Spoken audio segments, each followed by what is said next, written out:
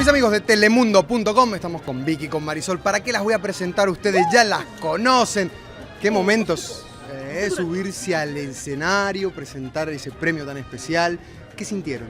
La verdad que muy padre, de verdad, porque hemos compartido escenario con los dos, con Gerardo Ortiz, que ganó el premio al mejor cantante masculino del año, y también con Julián, ¿verdad?, como mejor banda. Así, la verdad que encantados, nos encantan los dos, y pues también encantadas de poder formar parte del elenco del primer premio Billboards a la música mexicana. Justamente eso le iba a preguntar y voy a aprovechar para hacérselo a ella. ¿Cuál es el significado de estar en este premio, en este reconocimiento especial a la música mexicana en general?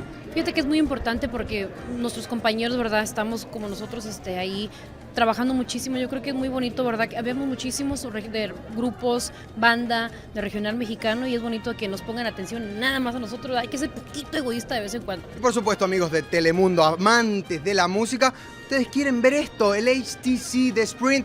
Vamos a tomar la foto y obviamente el autógrafo virtual. Chicas, ¿están preparadas? Ok, I'm ready. I'm ready. Lista. Les vamos a mostrar. A ver qué tal está la cámara. Tenemos nuestro lápiz digital y ustedes ¿Qué vas a hacer? van a autografiar. Ahí va, con autógrafo. Ustedes van a poder disfrutarlo y bajarlo en telemundo.com. Oh, cool. Y para que vean que no les miento, voy a agarrar el lapicito. Aquí están. El autógrafo virtual para todos ustedes. Muchísimas gracias, chicas, por haber pasado. Muchas gracias, no a ustedes, y ahí está, el virtual. Nos vemos.